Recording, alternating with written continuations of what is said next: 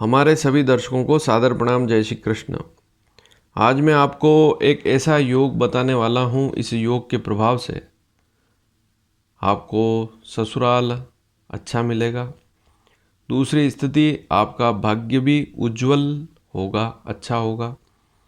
भाग्य में कोई रुकावट बाधा नहीं आएगी, सारी स्थितियाँ अच्छी रहेगी। और तीसरी स्थिति, समय पर होगा विवाह। तो एक योग है और उसके 3 लाभ हैं, और इसमें 2 ग्रहों की विशेष भूमिका होगी। तो समझते हैं, इस योग को देखते हैं। यदि आज आप इस पूरे वीडियो को देखेंगे तो एक नवीन जानकारी आपको मिलेगी। हमारे पास बच्चों के माता पिता आते हैं और प्रश्न भी करते हैं कि ससुराल कैसा मिलेगा, हमारे बच्चे या बच्ची का भाग्य कैसा होगा, और शादी की स्थिति कैसी रहेगी। आयु कम है तब भी प्रश्न करते हैं कि शादी अच्छी तो होगी या समय पर तो होगी। तो इन तीनों प्रश्नों का जवाब आपको इस वीडियो में मिल जाएगा। इसके लिए आपको अपनी लग्न कुंडली देखनी पड़ेगी,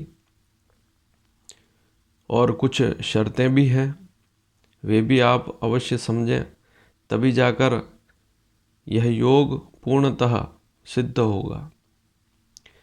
तो हमारी जो कुंडली है उसमें, लग्न कुंडली में D1 चार्ट में आपको 9वें भाव पर नज़र रखनी होगी। यहीं से भाग्य का भी पता लगेगा कि आप भाग्यशाली हैं या नहीं। दूसरी स्थिति, 9वां भाव जो है, वहाँ से हम ससुराल की स्थिति भी देखेंगे। और 9वां भाव का स्वामी अच्छी स्थिति में है तो विवाह भी समय पर होगा। तो सबसे पहले तो आप नज़र रखें 9वें भाव पर। और दूसरी स्थिति, 9वें भाव का स्वामी कौन सा ग्रह है। अलग अलग कुंडली में अलग अलग, जैसे लग्न है, मेष लग्न है तो 9वें का स्वामी अलग ग्रह बनेगा। वृषभ लग्न है तो 9वें का स्वामी कोई अन्य ग्रह बनेगा। तो अलग अलग लग्न कुंडलियों में 9वें भाव में अलग अलग राशि होगी। तो 9वें भाव में जो राशि लिखी हुई है उसका स्वामी कौन सा ग्रह है, सबसे पहले तो उसका पता करें, वह कुंडली में कहाँ बैठा हुआ है, और 9वें भाव पर भी नज़र रखें। अब राशियों के स्वामियों के बारे में जानकारी पूर्व में दे चुका हूँ। जैसे मेष और वृश्चिक का स्वामी मंगल होता है, 1 और 8 नंबर। 1 का मतलब मेष राशि, 8 का नंबर, 8 जो नंबर है वह वृश्चिक राशि का है। इसी प्रकार से 2 और 7 नंबर वृषभ और तुला राशि का स्वामी शुक्र होता है। 3 और 6 नंबर कन्या मिथुन राशि का स्वामी बुध होता है। 3 नंबर मिथुन राशि, 6 नंबर कन्या राशि, दोनों का स्वामी बुध होता है। 9 और 12 धनु और मीन राशि का स्वामी गुरु होता है। 10 और 11 मकर और कुंभ राशि का स्वामी शनि होता है। 4 नंबर कर्क राशि का स्वामी चंद्रमा। सूर्य 5 नंबर सिंह राशि का स्वामी होता है। तो 9वें भाव में इनमें से ही कोई एक अंक होगा, 1 से 12 के बीच में। अब दूसरी स्थिति यह समझें कि 9वें भाव का जो स्वामी है वह 6ठे, 8वें, 12वें भाव में ना हो।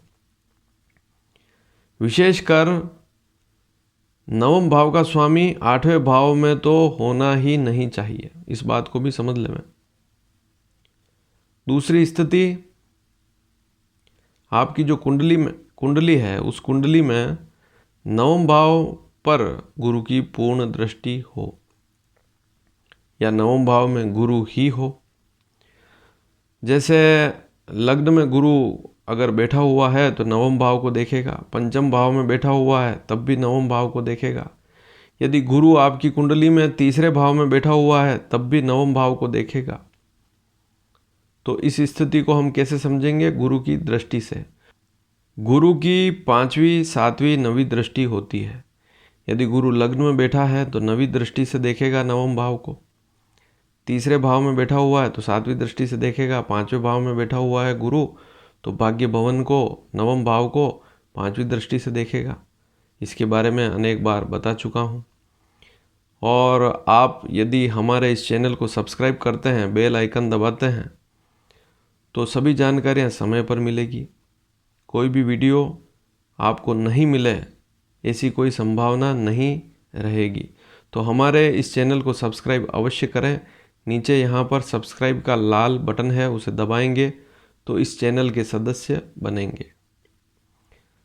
अब गुरु की दृष्टियाँ आपने समझ ली कि गुरु की नवम भाव पर दृष्टि हो, यह सबसे शुभ स्थिति होती है। गुरु पाप प्रभाव में ना हो, गुरु के साथ राहु है या शनि है या गुरु अस्त हो चुका है, तब भी समस्या रहती है। दूसरी स्थिति, नवम भाव पर शुक्र की पूर्ण दृष्टि हो। यदि गुरु की दृष्टि नहीं है तो शुक्र की दृष्टि है, तब भी शुभ स्थिति रहती है। शुक्र यदि नवम भाव में हो या शुक्र तीसरे भाव में बैठा हुआ है, नवम भाव को देख रहा है पूर्ण दृष्टि से, 7वीं दृष्टि से, क्योंकि शुक्र की एक दृष्टि ही होती है और वह होती है पूर्ण दृष्टि 7वीं। तो शुक्र जहाँ भी बैठता है वहाँ से ठीक 7वें भाव को देखता है। जहाँ पर शुक्र बैठा हुआ है उस भाव से गिनना है। तो तीसरे भाव में यदि शुक्र बैठा हुआ है तो नवम भाव को देखेगा। एक स्थिति अब और है कि नवम भाव का स्वामी कुंडली में विशेषकर 8वें भाव में ना हो और नवम भाव के स्वामी पर गुरु की दृष्टि हो, तब भी शुभ स्थिति रहती है। इस बात को भी आप समझ लें। और नवम भाव के स्वामी पर यदि गुरु की दृष्टि नहीं है लेकिन शुक्र की दृष्टि है, तो यह भी शुभ स्थिति होती है।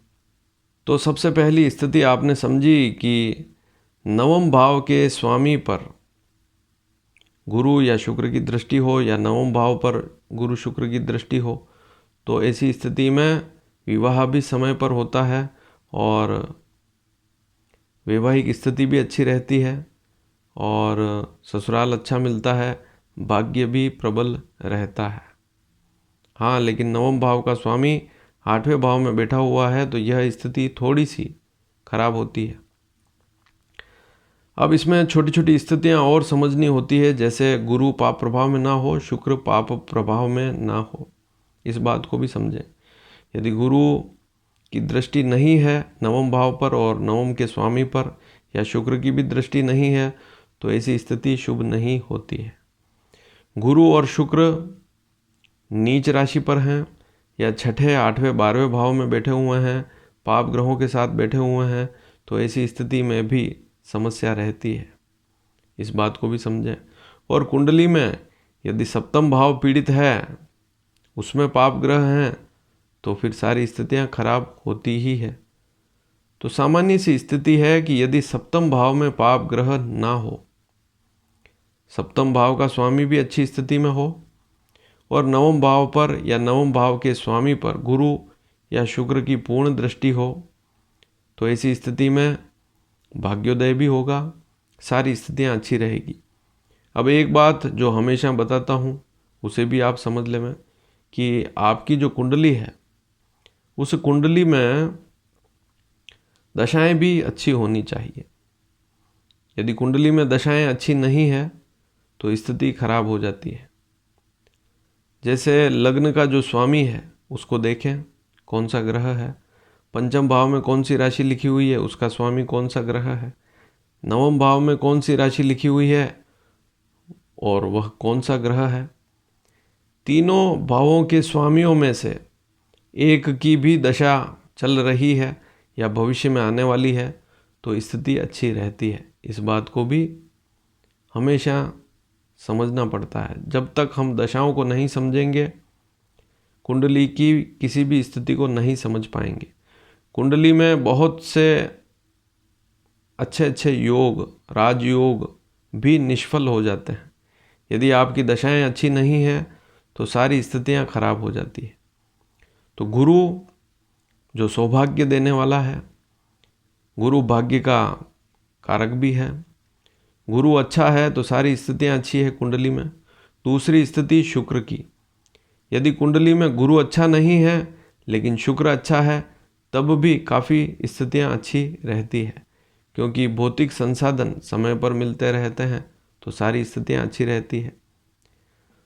तो शुक्र और गुरु यदि दोनों पीड़ित हैं कुंडली में तो फिर भाग्य में भी अड़चन, विवाह में भी देरी और ससुराल भी अच्छा नहीं मिलता है। जितनी आप अभिलाषा रखते हैं वैसा परिवार नहीं मिलता है। विवाह होता ज़रूर है लेकिन या तो देरी से होगा या फिर वैवाहिक जीवन उतना अच्छा नहीं चलता है। तो कुंडली में वैसे तो दूसरे सारे ग्रहों की स्थितियाँ अच्छी होनी चाहिए। अब एक स्थिति और है कि यदि नवम भाव का स्वामी गुरु ही हो या शुक्र ही हो, जैसे नवम भाव में 9 या 12 का अंक लिखा हो, लेकिन ऐसी स्थिति में यदि गुरु नवम का स्वामी है, उस पर शुक्र की दृष्टि पड़ जाए तो यह भी अच्छी स्थिति होती है। शुक्र शत्रु है लेकिन सौम्य ग्रह है। गुरु शुक्र की आपस की दृष्टि बुरी नहीं होती है। इसी प्रकार से यदि हम नवम भाव के स्वामी को, नवम भाव में यदि हम 2 या 7 का अंक देखते हैं तो वहाँ का स्वामी होगा शुक्र। ऐसी स्थिति में शुक्र कुंडली में 8वें भाव में ना हो लेकिन अन्य भाव में बैठा हुआ है और उस पर गुरु की दृष्टि हो, तब भी अच्छी स्थिति रहती है। शुक्र अच्छा होना चाहिए, भाग्य का स्वामी भी अच्छा होना चाहिए, और अन्य स्थितियों में तो दूसरे ग्रह होंगे नवम भाव के स्वामी। तो कुल मिलाकर यह स्थिति शुभ होती है, और जो शर्तें हैं वे भी समझनी पड़ेगी कि सप्तम भाव पीड़ित ना हो, भाग्य भाव पीड़ित ना हो, गुरु शुक्र पीड़ित ना हो, भाग्य का स्वामी पीड़ित ना हो, तभी सारे शुभ फल मिलते हैं। और ऐसी अनेक कुंडलियां हम देखते हैं जिनमें सारी स्थितियां अच्छी होती है, दशाएं भी अच्छी होती है और व्यक्ति को कोई समस्या भी नहीं रहती है, सारे काम समय पर होते हैं। और यह जानकारी आपको अच्छी लगी हो तो इसे शेयर भी अवश्य करें। धन्यवाद। जय श्री कृष्ण।